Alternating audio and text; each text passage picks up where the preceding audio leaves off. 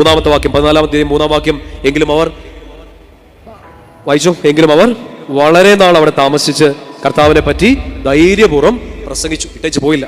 എന്നാ സംഭവിച്ചു നോക്കി, അത്ഭുതങ്ങളും അടയാളങ്ങളും പ്രവർത്തിക്കാൻ അവർക്ക് അനുഗ്രഹം നൽകിക്കൊണ്ട് കർത്താവ് തന്റെ കൃപയുടെ വചനത്തിന് സാക്ഷി നൽകി. എന്നാ ഗ്രേഡ് മാറുന്നത് ശ്രദ്ധിക്കണം. അപ്പുറത്തെ സ്ഥലത്ത് ആളുകൾ മുഴുവൻ കൂടി പ്രസംഗം കേൾക്കാൻ വേണ്ടിയിട്ട് അന്ത്യോക്യയിൽ സഹനം ഉണ്ടായി, അവർ ഇട്ടേച്ച് പോയി. ഇവിടെ ആള് കൂടി, സഹനം വന്നു, ഇട്ടേച്ച് പോയില്ല, ഈശോയെ പിടിച്ചു നിന്നു. ഈശോയെ പിടിച്ചു നിന്നപ്പോ ഈശോ അവരെ പിടിച്ചു നിർത്തി. അവരോട് വചനം പറയാനുള്ള ശക്തി മാത്രമല്ല കൊടുത്തത്, ഇവര് പറയുന്ന വചനം സത്യമാണെന്ന് ബോധ്യപ്പെടുത്തിക്കൊണ്ട് അടയാളങ്ങളും അത്ഭുതങ്ങളും പ്രവർത്തിക്കാൻ കർത്താവ് അവരുടെ കൂടെ നിന്നു. പറഞ്ഞേ ഹല്ലേലൂയ, ശക്തി പറഞ്ഞേ ഹല്ലേലൂയ.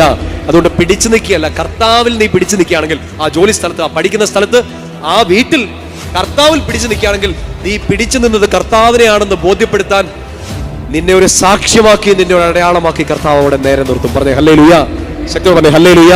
ചുറ്റുമുള്ള സകലരും ബന്ധുക്കളും കൂട്ടുകാരും എല്ലാം പറഞ്ഞിട്ടുണ്ടാവും ഇട്ടേച്ച് പോവാൻ, സഹപ്രവർത്തകര് സഹപാഠികൾ പറഞ്ഞിട്ടുണ്ടാവും ഇട്ടേച്ച് പോവാൻ.